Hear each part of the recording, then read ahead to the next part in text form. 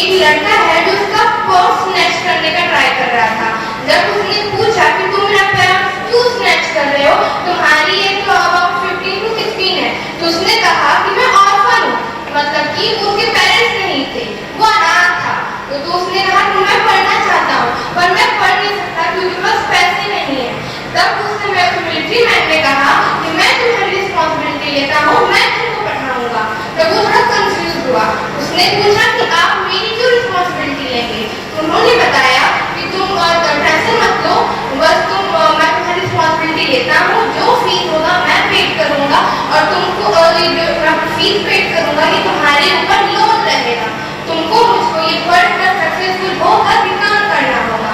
उसी समय उसके कलीग ने पूछा मिलिट्री मैन से कि आप ऐसा क्यों कर रहे हैं। तो उन्होंने बताया कि उस लड़के में मैंने अपना चाइल्डहुड देखा है, इसी तरह की सेम कंडीशन मेरी भी थी।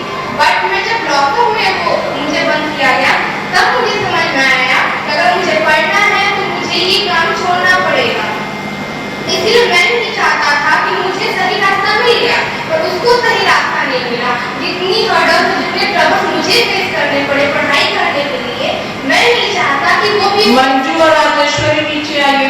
Moral of the story is this that कि आप पढ़ाई कर रहे हो, इसका मतलब ये नहीं कि आप सिर्फ खुद के लिए कर रहे हो या फिर अपने फैमिली के लिए कर रहे हो, बट आप एजुकेट होकर इस सर्टेन ग्रुप को एजुकेट कर सकते हो जिनको पढ़ाई अफोर्ड नहीं कर पाते हैं।